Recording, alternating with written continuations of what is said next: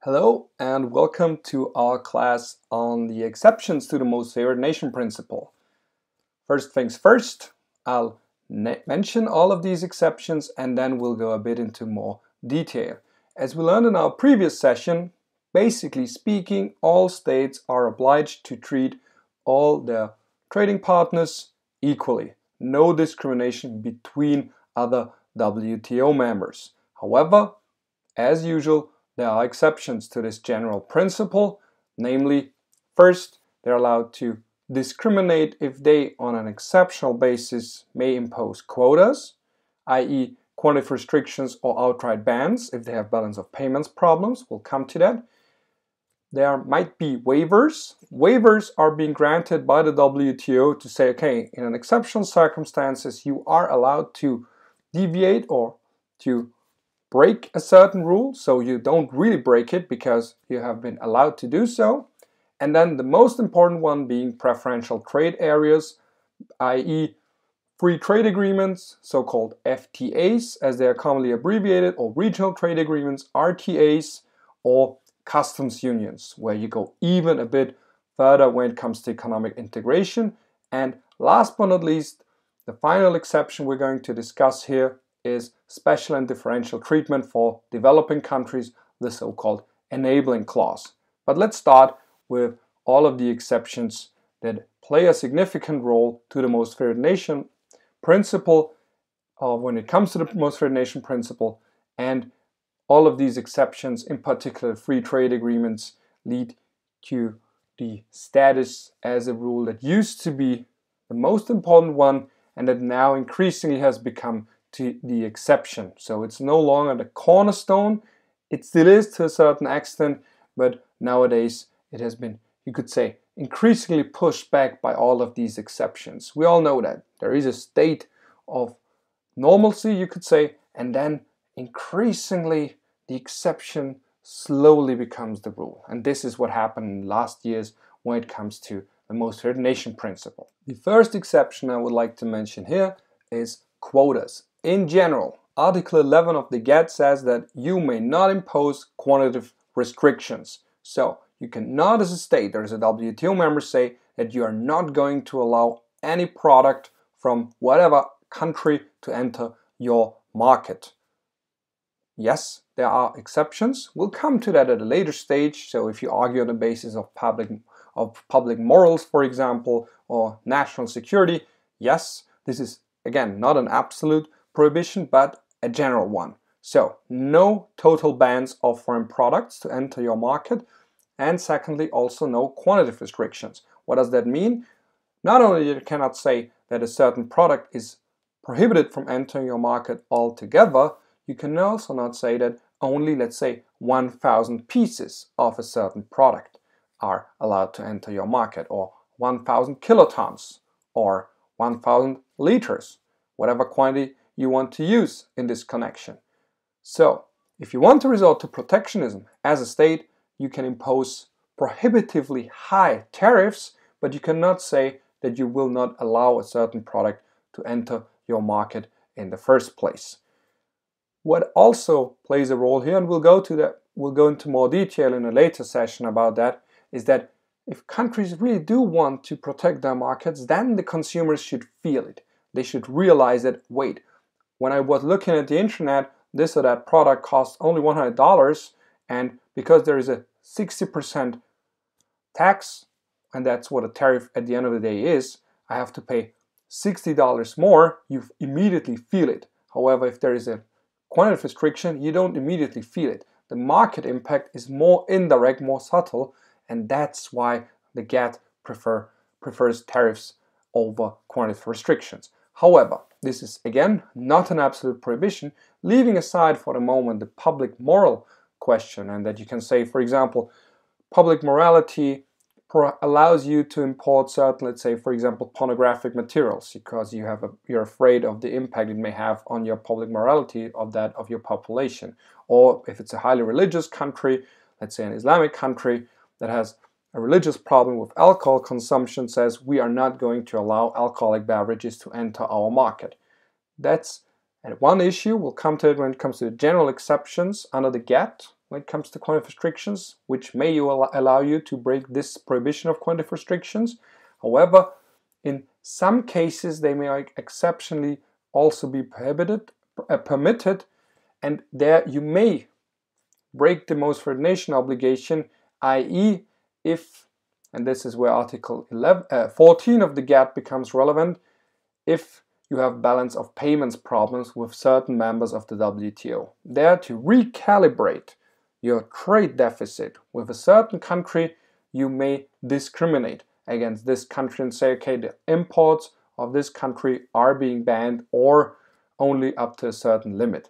However, in practice, although there is the legal possibility to say that you're going to ban imports or restrict imports from a country with which you already have a negative trade deficit, we want to recalibrate the balance, re-establish the balance. However, in practice, that does not seem to work.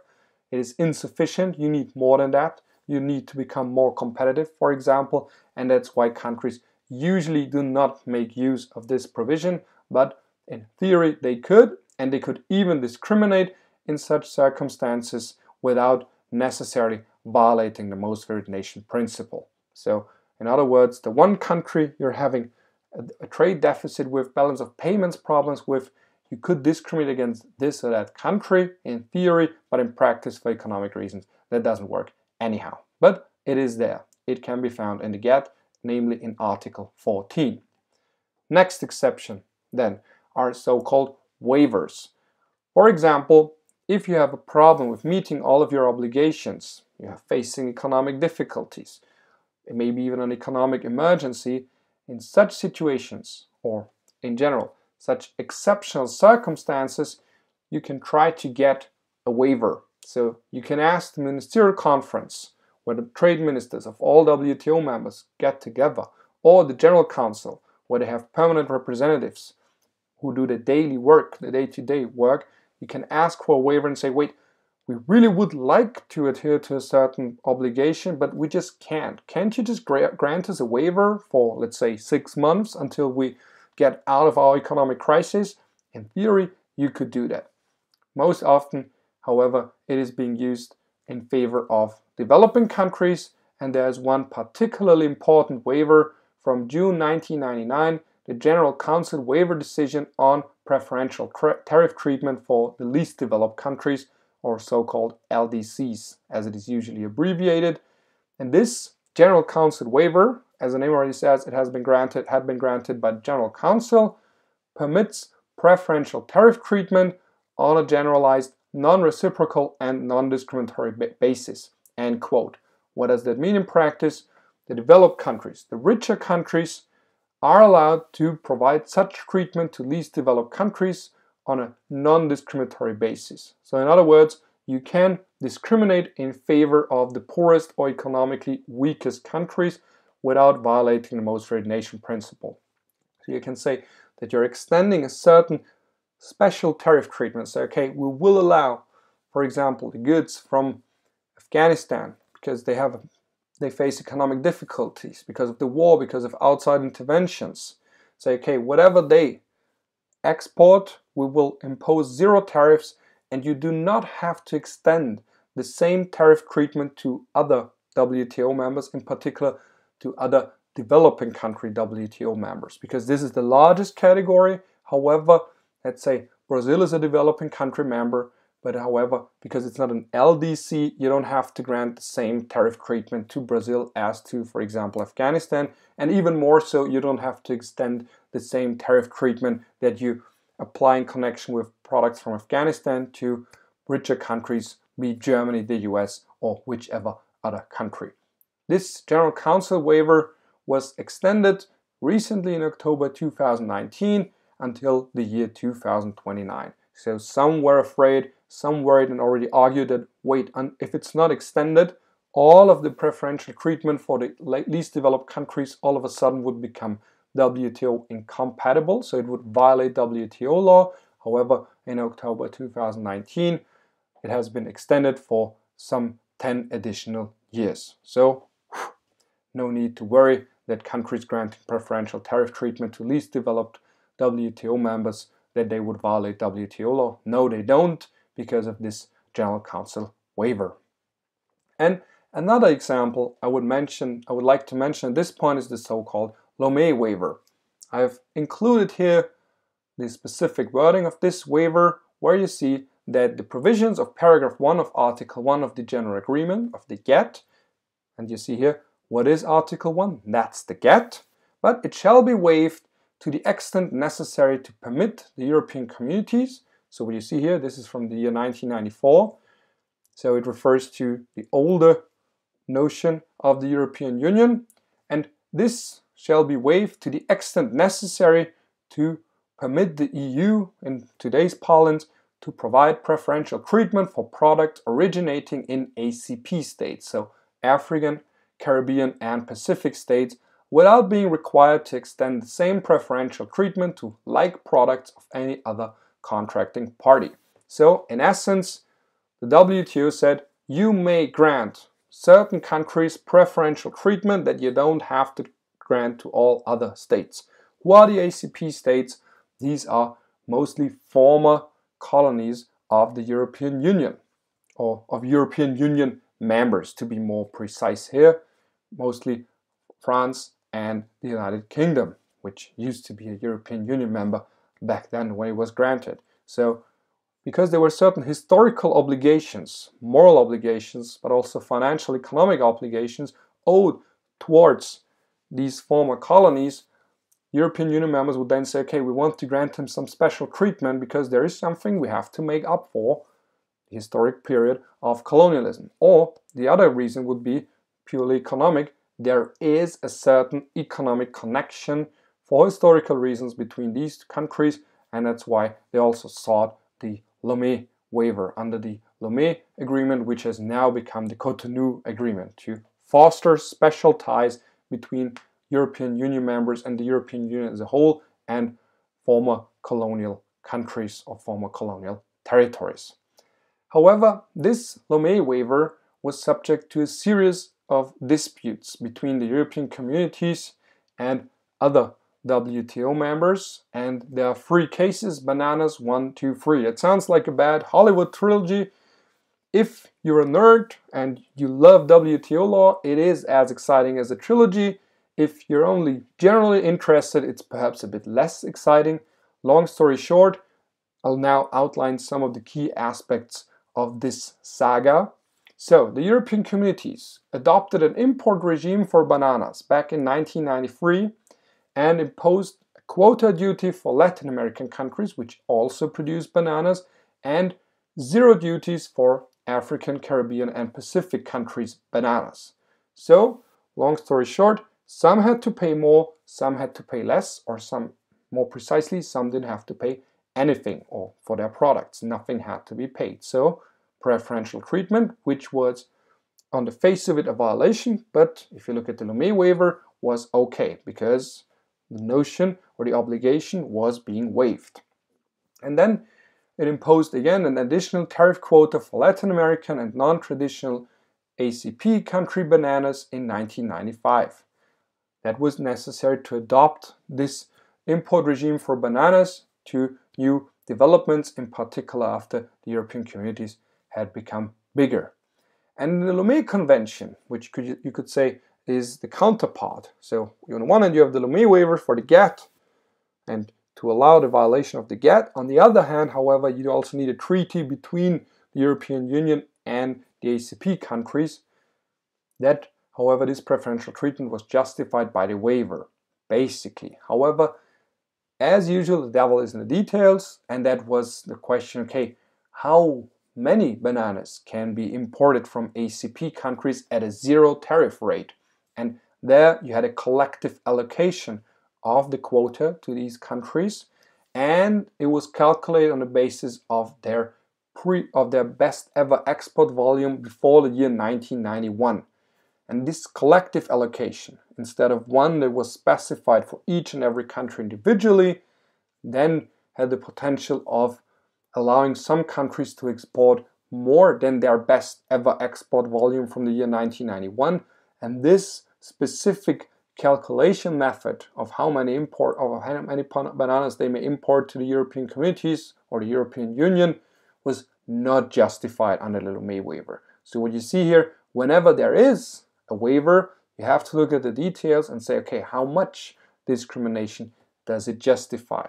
And what you can also see here is that bananas, most of us love them. I do love them. However, they also play a role as a highly important good in the field of international trade. The next main exception and the most important exception to the Most Favoured Nation principle is the possibility of establishing preferential trade areas. So either free trade agreements or customs unions.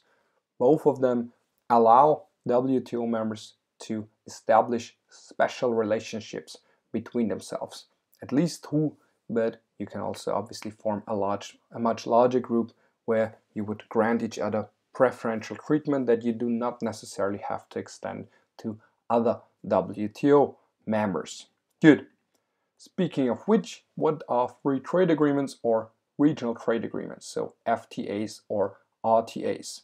Here you would say between ourselves there is free trade, so proper free trade in the sense of the absence of any customs duties. So as we all know, in the European Union, for example, if a product is being exported from, say, Italy to Austria, you don't pay anything at the border. However, the European Union is a customs union, which means that also for goods that enter the European Union from outside, from third countries, also regardless of whether they are being exported to Italy or Austria, they always pay the same tariff. There is a common external tariff.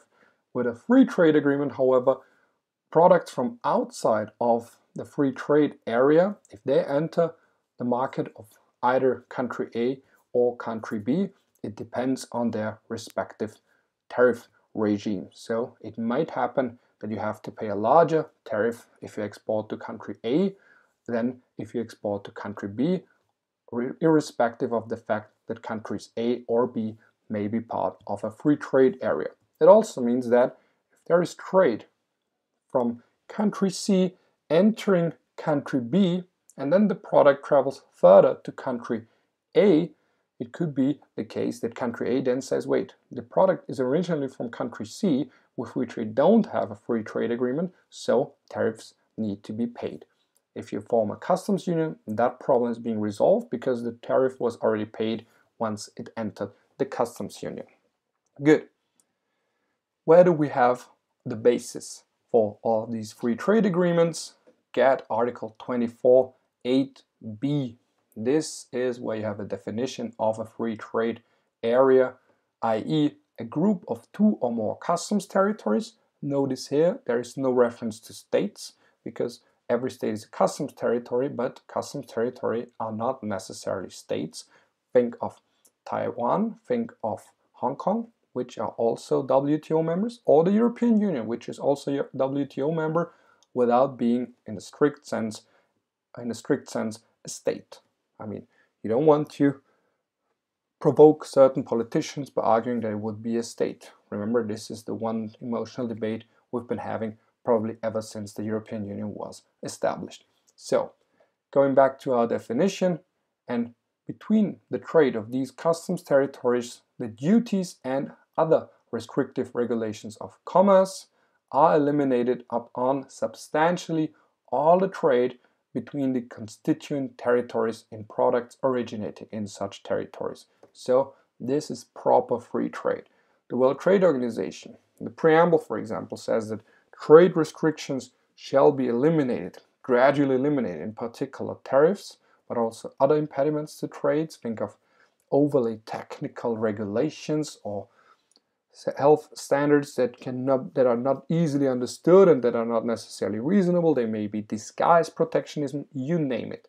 However, with a free trade agreement, there is not only the aim of abolishing customs duties, first and foremost, but that's the very essence of a free trade area, that substantially all the trade between them is being conducted without duties and other restrictive regulations of commerce. That's the very definition of a free trade agreement, as you can find it at Article 24.8b. Plus, the equivalent to it when it comes to trade in services can be found in GATS, and GATS, the General Agreement on Trade in Services, and Article 5, which speaks of economic integration and says that members, notwithstanding the general obligations under the GATS, are not being prevented from being a party to or entering into an agreement where they would liberalize trade in services between or among themselves.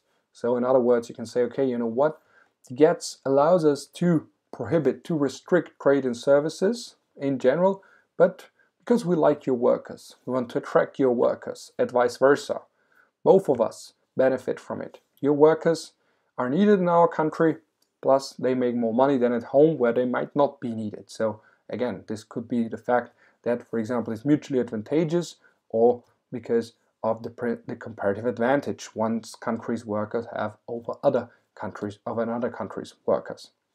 And however, again here, the prerequisites to establish such an agreement, it both needs substantial sectoral coverage, so not only few sectors, but within a sector, most of the trade needs to be liberalized, the trade in services. Plus, again, either there's an absence or the elimination of substantially all discrimination that might occur between the respective trade in services, the respective service suppliers. So they have to eliminate existing discriminatory measures, and they have to prohibit new or even additional, i.e. more discriminatory measures.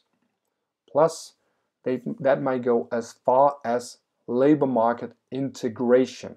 So they may also establish full integration of their labor markets.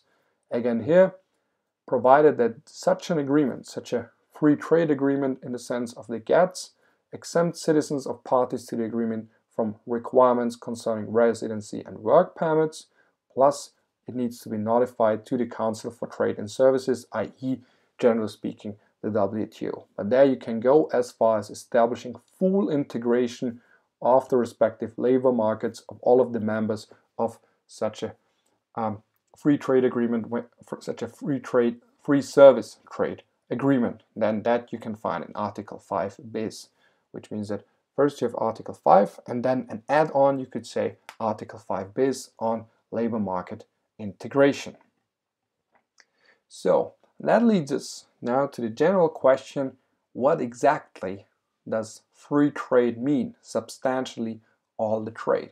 And there's one case where we have at least an attempt to further define or outline what substantially all the trade means, and that's Turkey restrictions on imports of textile and clothing products, where the WTO, the appellate body, first held that there is no agreement, no consent, no clear definition as to what exactly substantially all the trade means.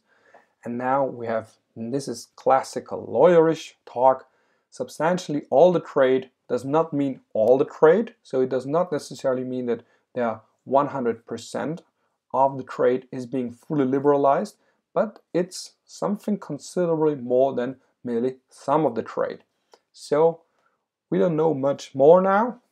This is just a provision where they would say, okay, we say a bit more without saying more. As I said, it's a bit of a lawyerish talk. So what we could say now is maybe 80% full, where 80% of the products without customs duties, that would be sufficient. 70%, perhaps. 60%, more and more difficult to accept that as substantially all the trade. 50%, certainly not. Do we need 90%? No, probably not. So we don't know much more. It all depends on whether a specific trade agreement is being challenged. But for example, the US President, Donald Trump, once, I think he wrote a tweet where he argued, why don't we establish a free trade area for soybeans and 2 or 3 other products? That would certainly not be sufficient. So you would need to liberalize for a free trade agreement between the European Union on the one side and the United States on the other. You would need to establish free trade on at least almost all of their, or most of their products.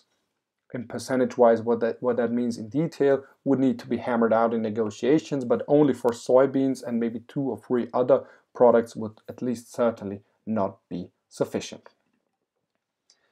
And then again, what is the object and purpose of such free trade agreements when it comes to services? So this is, you could say, the equivalent to products, and the definition of products again is to eliminate all discrimination among services and service suppliers of the parties to such an integration agreement, including discrimination between suppliers of other parties to an economic integration agreement. So what you also see here, we now know why the GATS exists and what the possibility, not the GATS, I'm sorry, what free trade agreements in the sense of the GATS, so free service trade agreements, what their object and purpose is. Again, here you eliminate the discrimination among services and service suppliers. Remember, here you need also to establish the likeness not only of the service that is being supplied, but also the entity behind the service. But again, here it's not 100% clear at what point in time you meet the requirements of a labor market integration or free trade agreement, a service free trade agreement. So, speaking of which, let's mention a few examples here. So usually they are bilateral. So the United States has concluded a number of free trade agreements with several countries with which it has close political and economic ties. As we said, it means that you're trying to bring someone closer. And what do we mean by that? Bringing someone closer, you'd also say, okay, you know what? We like your products and we will allow your products to enter our market without having to pay customs duties, or at least without having to pay high customs duties when it comes to certain products that might be exceptionally taxed at the border. As we said, a tax, that's what the essence of a customs duty is. So the list of countries with which the United States has conducted and established a free trade area, a free trade agreement, shows you who the close friends of the United States are: Australia, Israel, Jordan, Korea, Oman, Peru, and Singapore. With the European Union, it's not that much different. You would say, okay, remember the Brexit debates? There was the big looming question, what type of relationship will the United Kingdom have with the European Union once it has left the European Union? And at least under the government of Boris Johnson, it's perfectly clear that the United Kingdom seeks a free trade agreement, not a customs union. However, again, there are different models: the Swiss model, there is the Norwegian model, or any other ideas. So you see here a long list of examples. There is one free trade agreement with Ukraine, which is not going as far as the one with Norway and Switzerland, Iceland, the Faroe Islands, Bosnia and Herzegovina, Egypt, Chile, Jordan, Kosovo, Lebanon, Mexico, Morocco, South Africa, Tunisia, Japan, or the overseas countries and territories. So, for example, French territories that are not part of the French state but close to the French state. They are also part of a free trade agreement with the European Union. And last but not least, the one concluded with Singapore. And then there are a number of free trade agreements that have been finally concluded but have not yet entered into force. The Comprehensive Economic Trade Agreement between the European Union and Canada, to name one example. It is in force, but only on a provisional basis until, i.e., until it has been ratified. So free trade area parts, the free trade agreement parts are already in force so you don't have to pay tariffs on most Canadian products, and in Canada you don't have to pay tariffs on most European Union products. But one specific chapter, the one that was debated with the most emotion, the one on investment treaty protection and an investment accord between the European Union and Canada, has not yet entered into force. For this part, you need a ratification in all of the parliaments or by all of the states in the European Union. Or one with the East African countries, Vietnam or West Africa, to name other examples of concluded where agreement has been reached, but they have not in a strict sense entered into force yet. And multilateral free trade agreements shall also be mentioned here. They are less common. The most important one and the most prominent one being NAFTA, concluded between Canada, United States, and Mexico, the North Atlantic Free Trade Agreement, which Donald Trump repeatedly criticized, but at the same time he also said that he would renegotiate. What happened? In substance, there was no change, but however, there have been some amendments, some changes that have been made that could also be sold by the Trump presidency, by the Trump administration as a great negotiation success. And another example from the perspective of the European Union with the ACDC, SADC, EPA states. What does this abbreviation stand for? South African Development Community Economic Partnership Agreement states, among them, for example, Lesotho or Botswana. This is a multilateral one between the European Union and a group of African countries. Good. To name an example, to put some flesh on these theoretical bones, this is what the EU-Singapore Free Trade Agreement looks like. What you can see here, a large, high number of pages. So it's not that simple that you could simply say, you know what, no tariffs on neither of our products between two trade partners and end of the story. No, you have many, many more details that need to be fleshed out, that need to be elaborated upon, that need to be written down in such a free trade agreement. So for example, you have to settle how do we know whether a product is indeed from the European Union or indeed from Singapore? Health is always an issue here. Environmental standards, and so on and so forth. So as you can see here, this is a highly complex treaty, but compared to the Marrakesh Agreement establishing a WTO and all of the WTO treaties, you see an even larger number of pages that was being signed, or that were being signed back in 1994 in Marrakesh to establish the World Trade Organization. So please forgive every politician who has not managed to read and understand and know all of these pages. These are highly complex issues, and not even trade lawyers would know all of the specificities and all of the details that you can find in all of these pages. But just to give you some perspective on the complexity of these free trade agreements. So, speaking of which, NAFTA, to show you the other side of the coin. The first one that we already saw here was, okay, what does the WTO tell you? What does the WTO require? And the other one is then the free trade agreement itself. And what you find, for example, in Article 101, NAFTA, that would say specifically the parties to this agreement, i.e. the United States, Canada, and Mexico, referring then to get Article 24, hereby establish a free trade area. So a proclamation, a general one.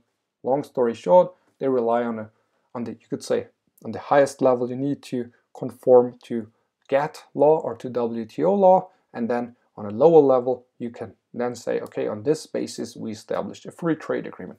But at the same time, and as you're going to see in a video that I'm about to show you in a minute, this is obviously an emotional topic, also in the US, but also in Canada, and even more so in Mexico, because many politicians, and this also explains the rise of Donald Trump, would blame such free trade treaties as the ones responsible for the loss of jobs, for example, because now factories would then move to Mexico, for example, or because there are lower wages that need to be paid in Mexico, or that Mexican products then enter the US market and people prefer Mexican products over US products. What you also remember, we will buy American and hire American, as Donald Trump already said during his 2016 presidential campaign.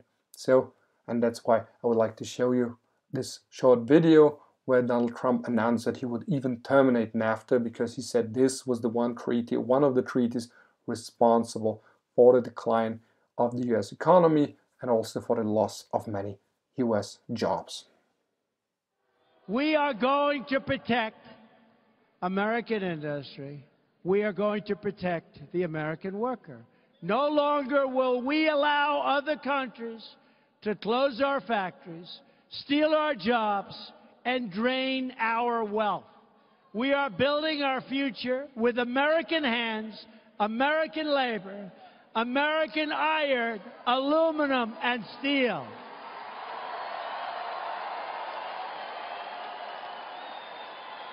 We will buy American, and we will hire American. And you know that one of the worst deals that anybody in history has ever entered into. We have begun formal renegotiation with Mexico and Canada on NAFTA. And I must be honest, and I've been talking about NAFTA for a long time, and I'm sorry it's taken 6 months, but we have to give notice. You have to see this. We have to give notice. And after the notice is given, you have to wait a long time. Then you have to give another, then you have to wait a long time. Anyway, we started 2 days ago. Bob Lighthizer. Personally, I don't think we can make a deal because we have been so badly taken advantage of. They have made such great deals, both of the countries, but in particular Mexico, that I don't think we can make a deal. So I think we'll end up probably terminating NAFTA at some point. Okay, probably.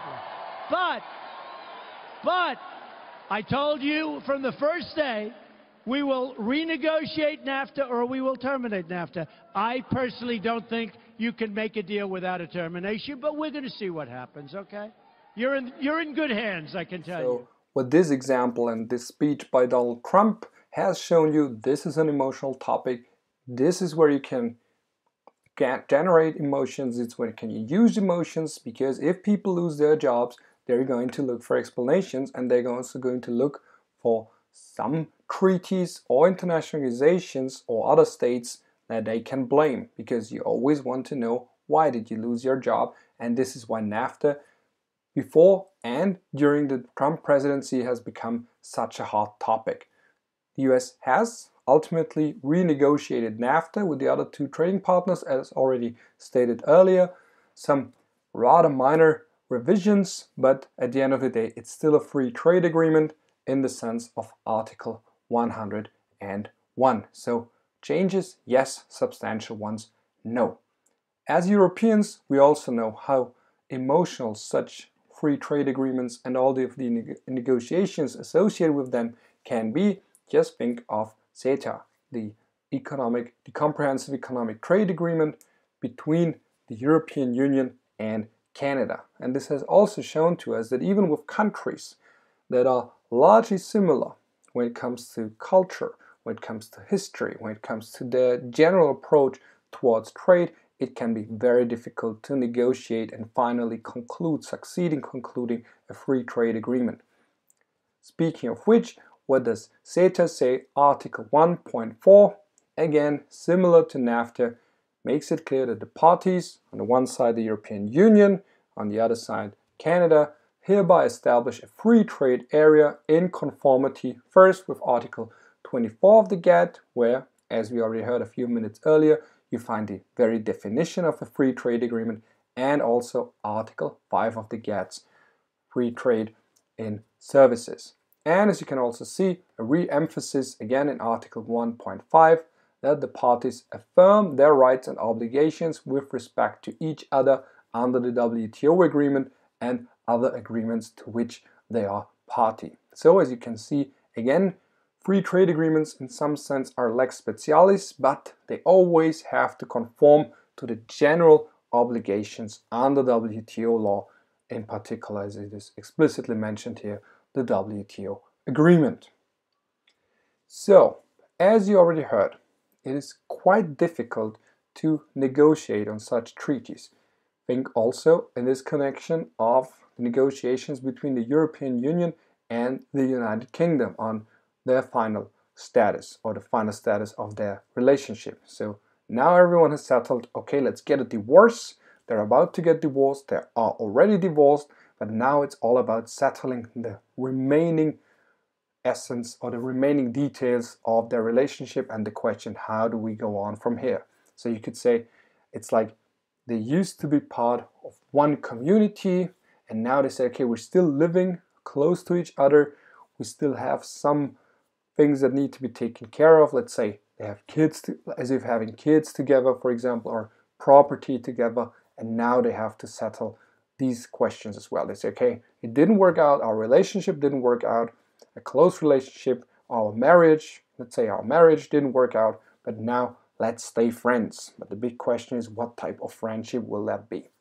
And in this connection, also with other agreements, if you're on the way of establishing a free trade area or even a customs union, you could say, okay, you know what, let's conclude an interim agreement.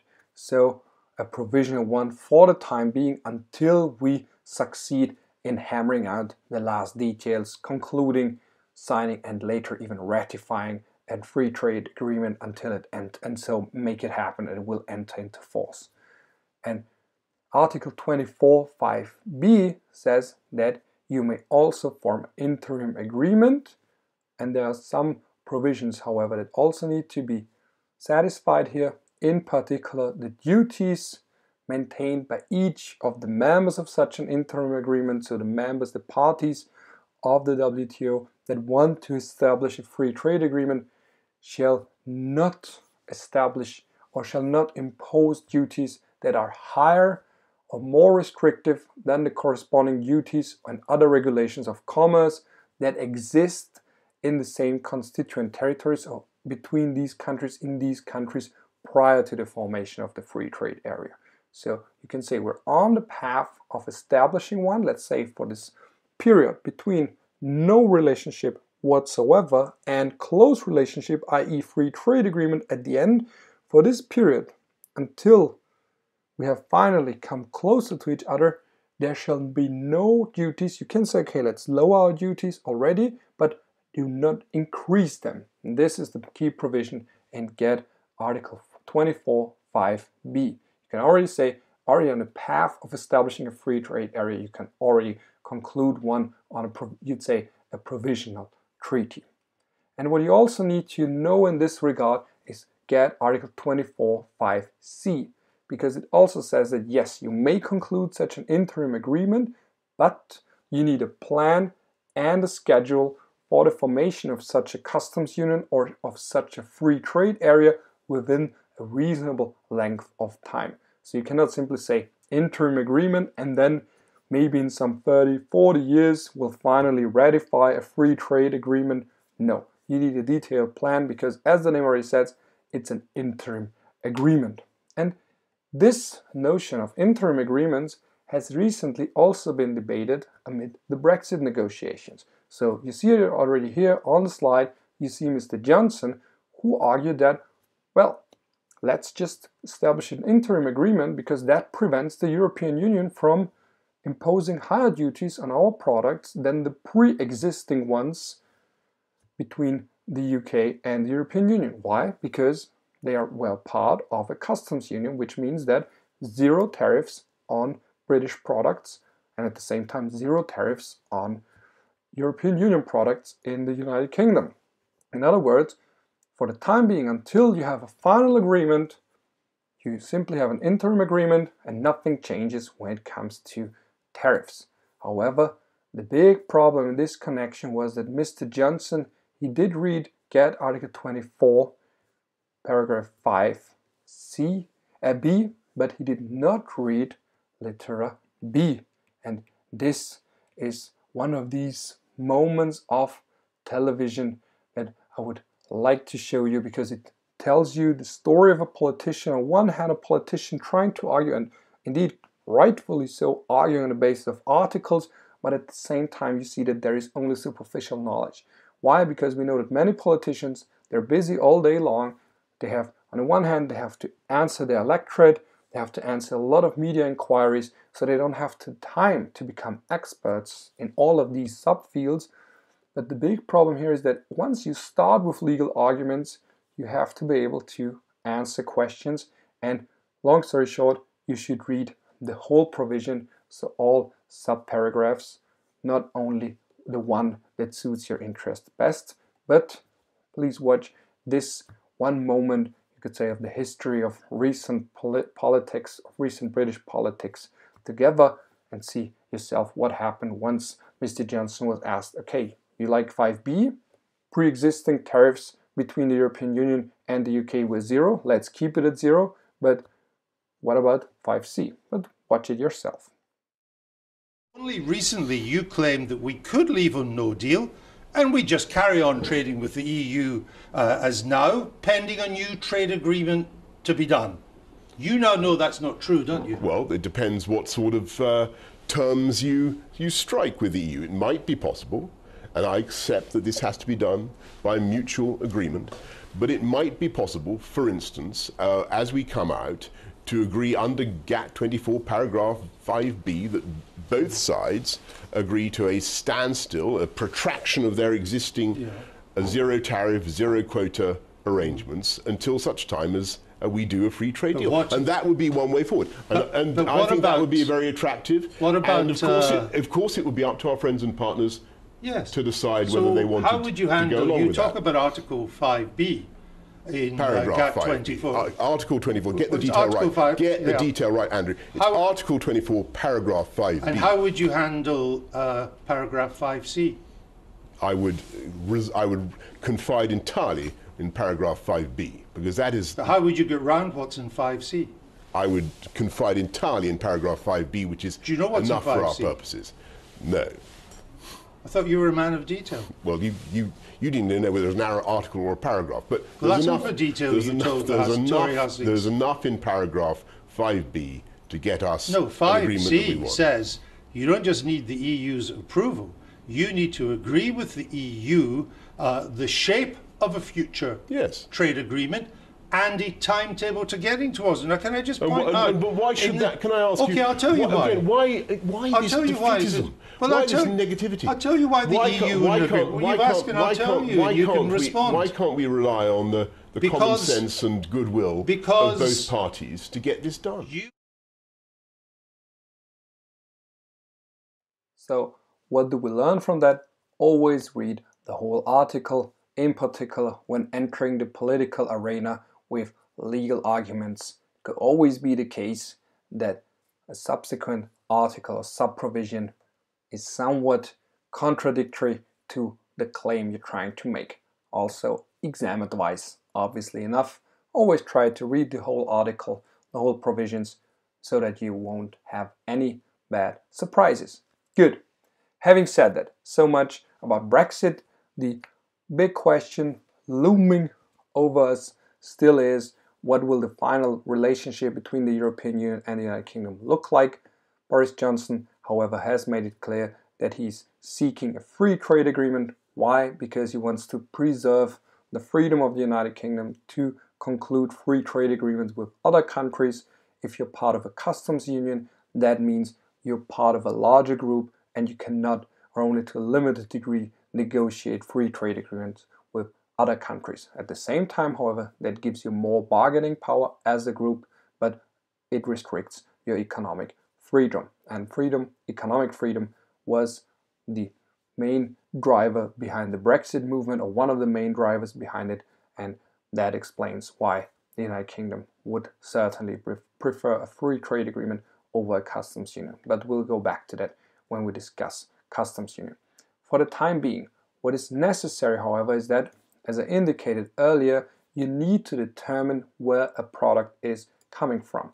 Because if you have a free trade agreement between country A and country B, or WTO member A, WTO member B, you want to know, does the product also come from this or that country, or does it come from another country and has simply been shipped through, so it has been transferred through your territory, but it has not originated in the territory of one of the members of a free trade agreement. And for that, you have so-called rules of origin. They are necessary to determine the origin, as it already says, of a product. They're also necessary it is also necessary to determine the origin of a product for other reasons. For example, when it comes to dumping, you need to know where exactly is the product coming from, which product is in more detail, more precisely being dumped, who is the origin of the dumping, who is the dumper here, or at the same time also when it comes to developing country members, there is some discrimination possible. We'll discuss it at the very end. You also need to know, okay, does the product really come from a developing country WTO member, or is a richer producer trying to benefit from advantages that are only being granted to the poorer ones? Good. Speaking of which, rules of origin.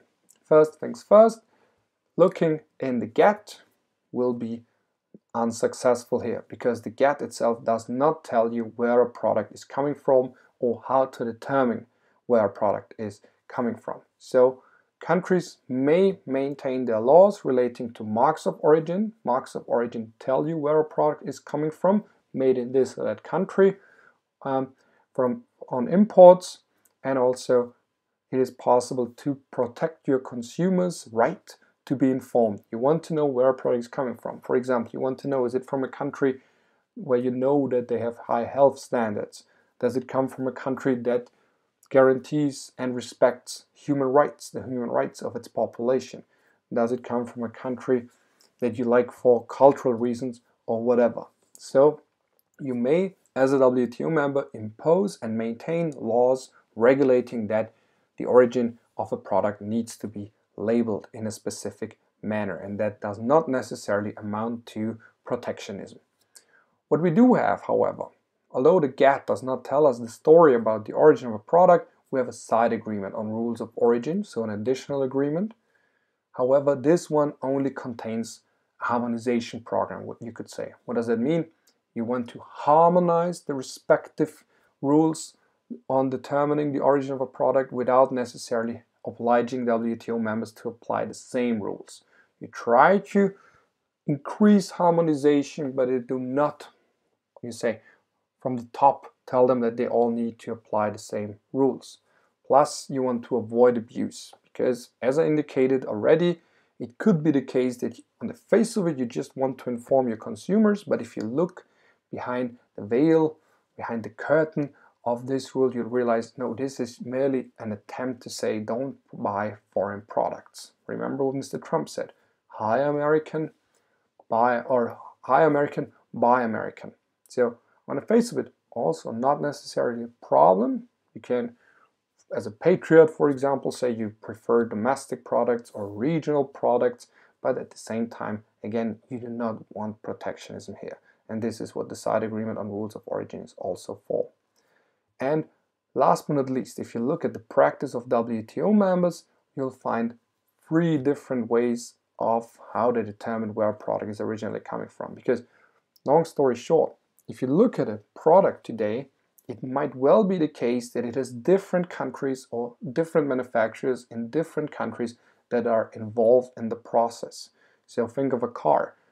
The car doors may be manufactured in one country, the tire in another country, the steering wheel perhaps in a third country, the rear window in another one. So all of these components, and then there is another country where they are being assembled together, maybe the pistons up from a third country, and so on and so forth. So today, the more complex a product is, the more likely it is that there are different manufacturers from different countries that are being involved. And all the more difficult does it become to determine the origin of a product. Because it might have 10% from an African country, 20% from a Western European country, 15% from an American country, and so on and so forth. What do WTO members use? Which methods do they use to determine the origin of a product? On the one hand, value added. So they could say, okay, the one point in time where you add some value to a product because of the process in further refining or in further developing a product, it becomes more valuable. So let's say a single tire becomes certainly much more valuable once it is part of a car. For example, you could say then it does become a new, or the origin, it does have a new origin. The change in tariff classification could also be relevant here. What do we mean by that? It says that, okay, once a product is being then further processed and the nature of a product changes, and therefore it would fall into a different category of tariffs. So every country, when they impose their tariffs, they have different tariffs for different products. And once, you could say, from category A, you switch to category B, that means also where does this switch occur? This is the country of origin. And relatedly, also they may refer to a substantial transformation in the change of the name of a product, its character, and its end use. If such a substantial transformation, which obviously enough, and that's why there is an overlap between all these three different types of determining the origin of a product. They're not mutually exclusive, quite the opposite.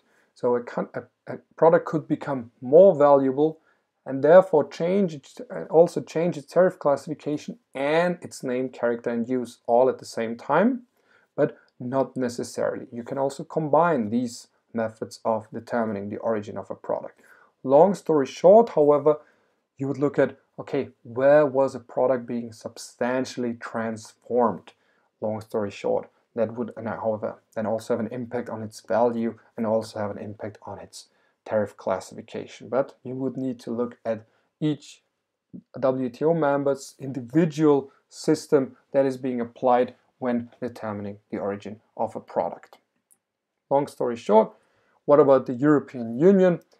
These rules make it clear. The European Union, if you want to know how the European Union determines the origin of a product, you look at the last substantial, so what we already mentioned, that could mean that some value was being added, there was a transformation in the tariff of the name, character, and use, or the tariff classification, plus the economically justified processing or working in a product, or the longer version, in an undertaking equipped for that purpose, for the purpose of exportation and resulting in the manufacture of a new product or representing an important state of manufacture.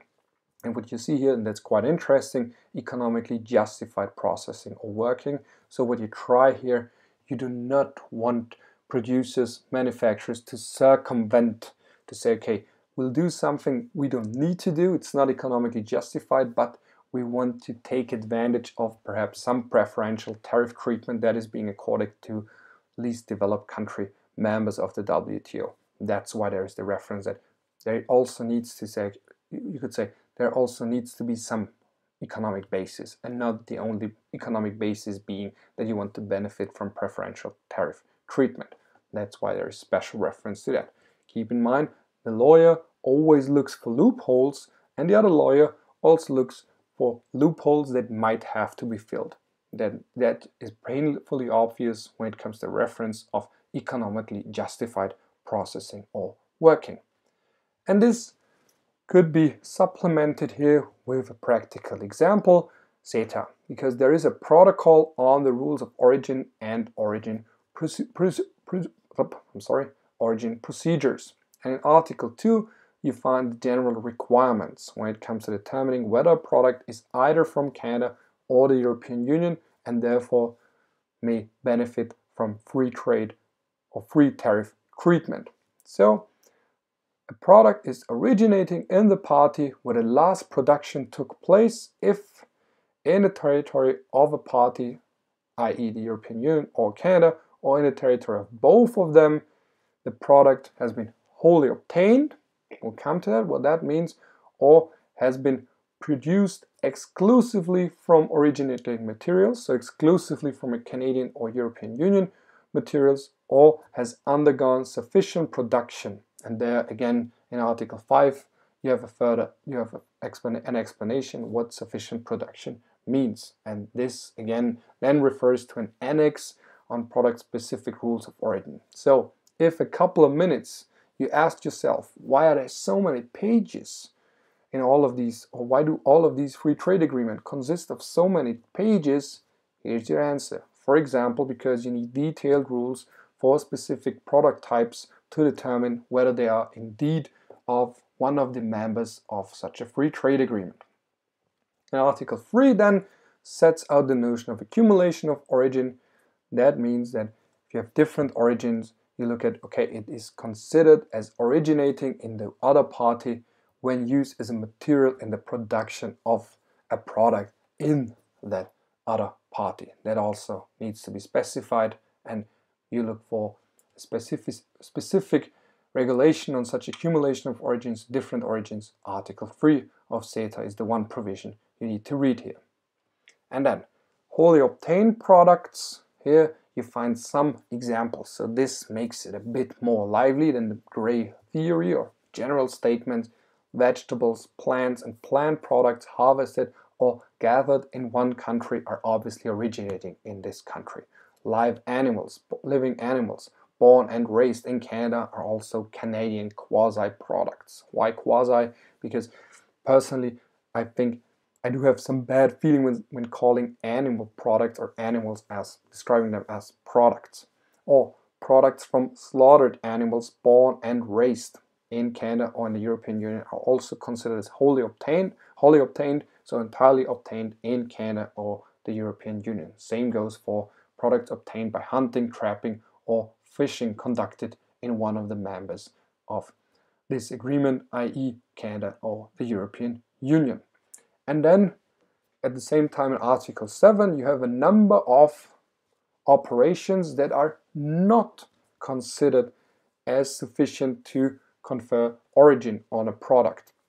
And this is, for example, breaking up or assembly of packages, or merely washing, cleaning, or operations to remove dust, oxide, oil, paint, or other coverings from a product, ironing or pressing of textiles or textile articles, also not sufficient, or simple painting or polishing operations are also not considered as sufficient to consider a product to originate in the one country where one of these processes has been undertaken. And last but not least, operations exclusively intended to preserve products in good condition during storage and transport. They're obviously of vital importance that they are preserved, as the provision itself already says, but do not change. Remember what we said in general, they do not change the tariff classification, they do not change the nature or use of a product, and therefore also do not have any impact on the origin of a product. So now that we have spoken extensively about free trade agreements and their prerequisites, I would like to add a few words on their general role and how they slowly but steadily rendered the Most Favoured Nation obligation, which is a cornerstone of the GATT, into the mere exception. So now most trade is being conducted on the basis of free trade agreements and no longer on the basis of the Most Favoured Nation obligation. So in other words, what you can see here is the rise of regional trade agreements, RTAs, or free trade agreements. So in the early days of the GATT, from 1947 onwards, what you see here, first years, almost no regional trade agreements whatsoever that were being notified to the GATT.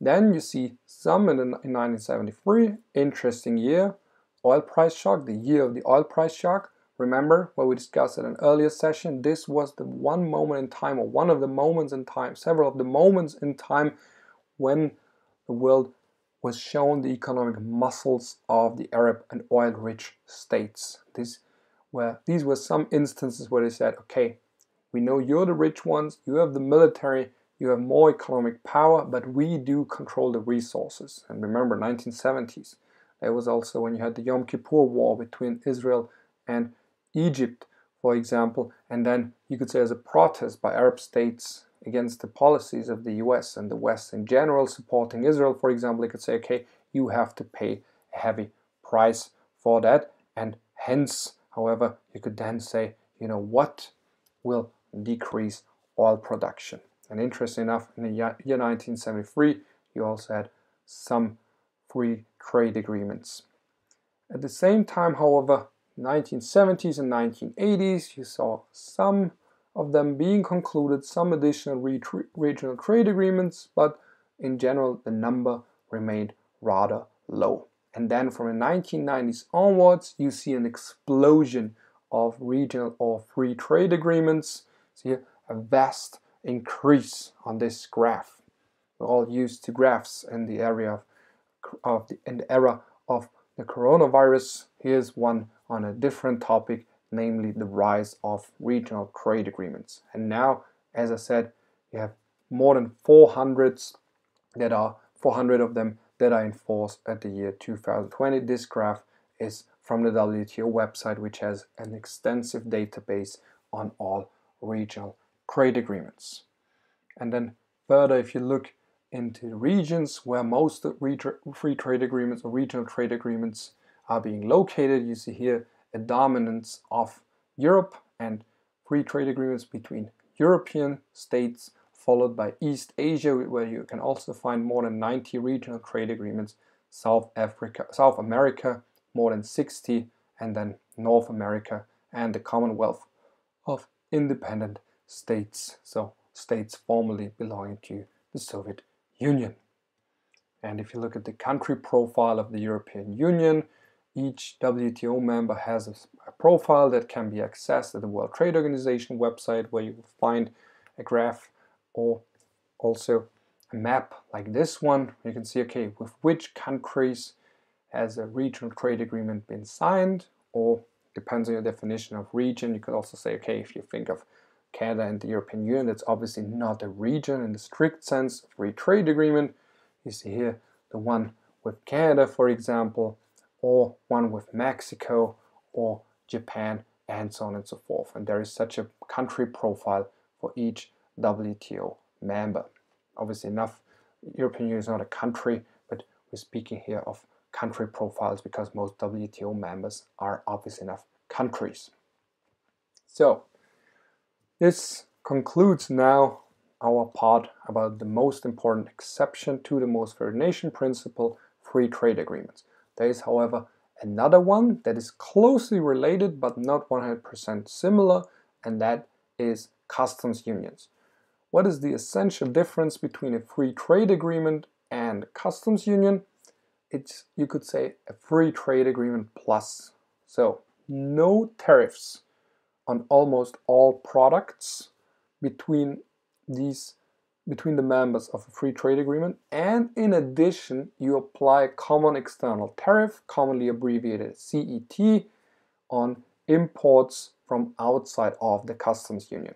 The big advantage here is, going back to our earlier example, if you have a free trade agreement between, say, the European Union and the United Kingdom, and then a product enters the United Kingdom from, say, the United States, then the United Kingdom may adopt its own tariffs, may use its own tariff regime in connection with the United States. It may even conclude a free trade agreement with the United States. Remember, the United Kingdom was keen on preserving or regaining its economic independence, but once a US product via the United Kingdom enters the European Union, for example, at the border between Northern Ireland and Ireland, then again you would have to pay tariffs because it's not a UK product, it's a US product.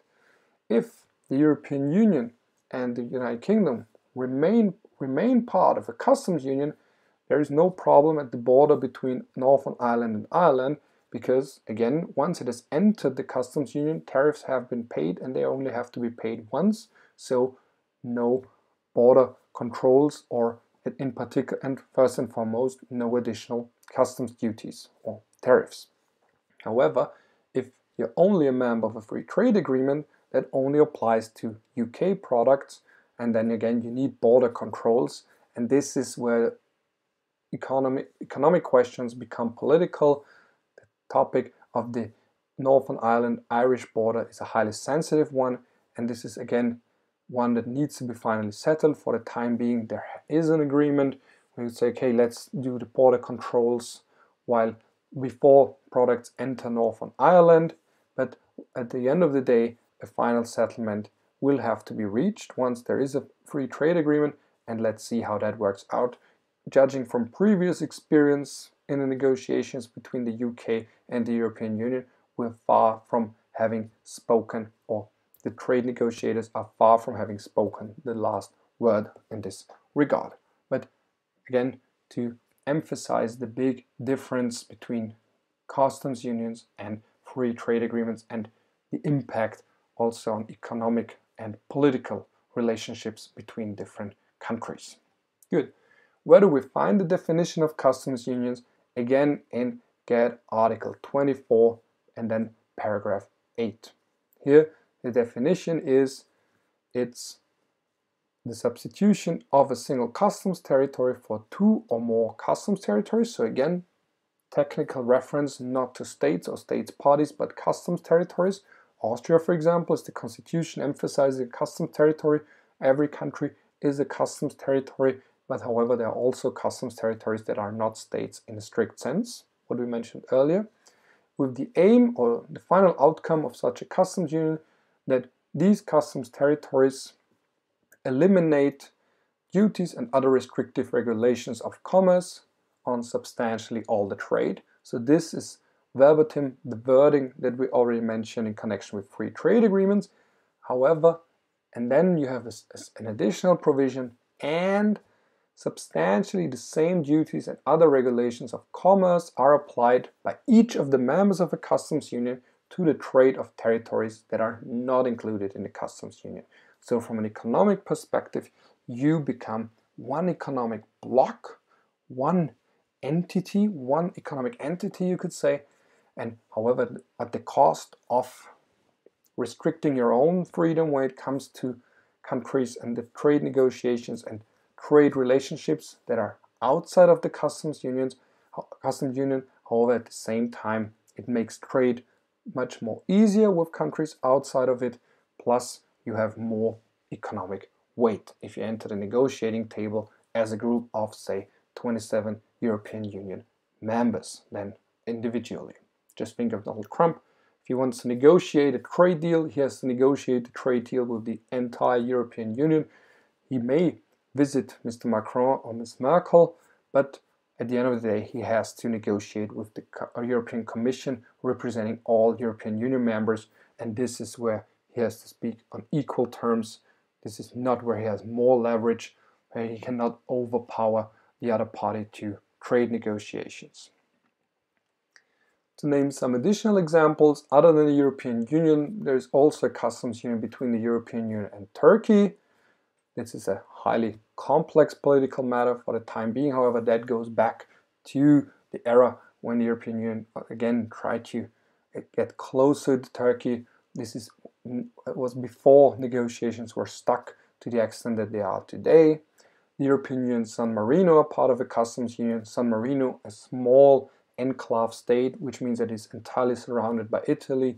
Therefore, border checks would there be an unnecessary impediment to trade between the European Union and San Marino.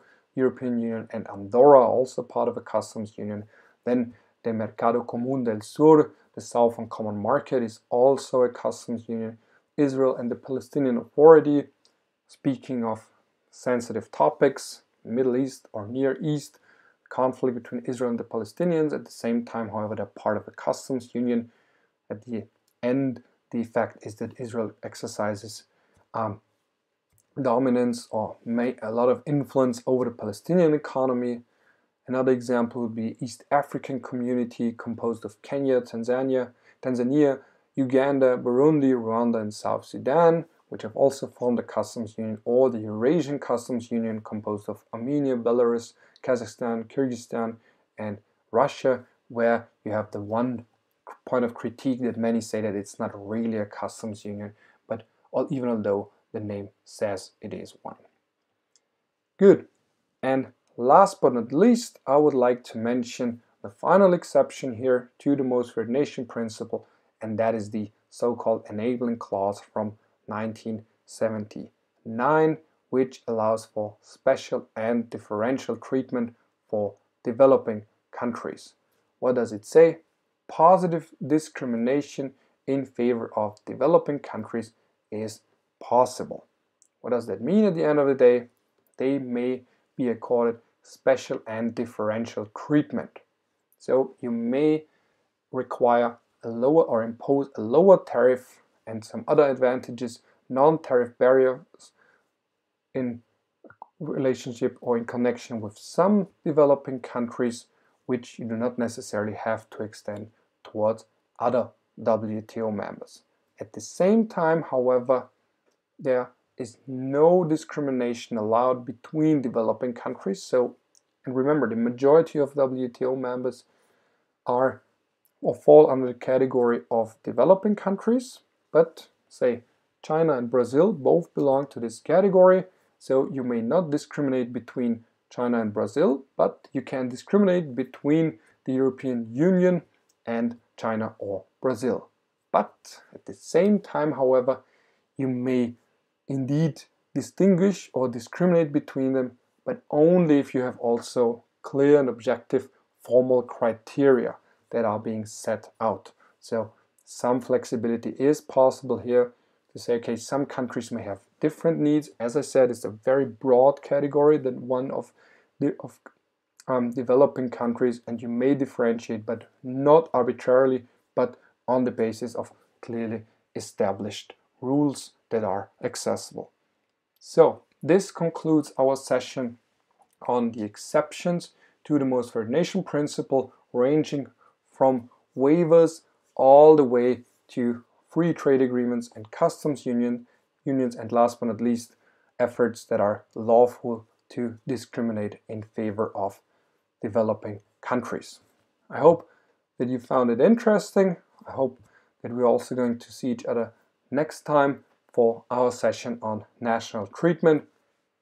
Having said that, this is the end of our virtual session on the exceptions to the Most Favoured Nation principle, and I wish all of you a good day or a good night, depending on what time it is at your computer or your smartphone. Goodbye.